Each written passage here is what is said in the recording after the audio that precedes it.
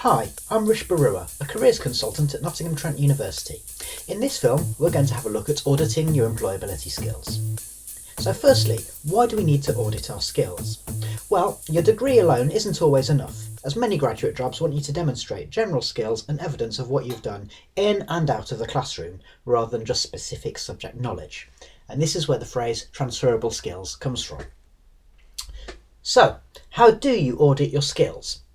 Well, firstly, think about the skills that you would need in any workplace.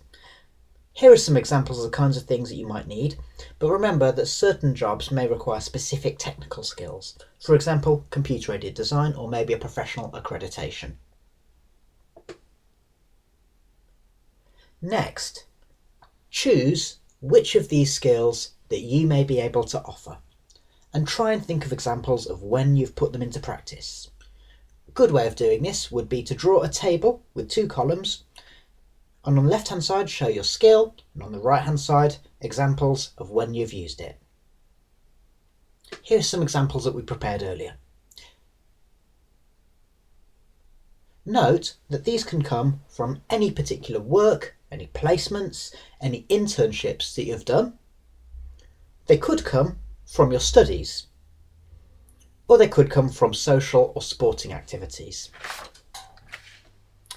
Now, have a think about how you can really add some detail to make your skills audit that much more substantial.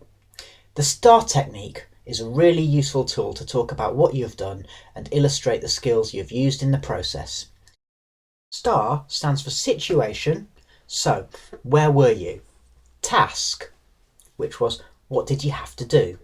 Action, how did you handle the situation?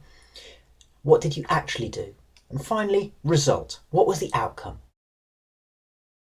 So, for example, I was working in a coffee shop when a customer shouted at one of my colleagues, which made her burst into tears. As a supervisor, I had to take charge of the situation, and so I told my colleague to go to the staff room and spoke to the customer in a calm tone of voice to find out what the problem was. Turns out the customer was unhappy at having a long queue to wait for her coffee, and I explained that we were short-staffed, which was why she had to queue. Due to my intervention, the customer then calmed down and offered to apologise to my colleague, and I offered her a free refill for the inconvenience.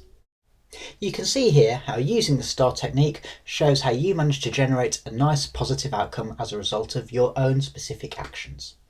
Okay, so it's your turn to have a go. Now you can identify the skills that employers want, you can audit your own skills, and we've looked at how to give examples to illustrate skills. If you want to get in touch with us, then here's how you can do so.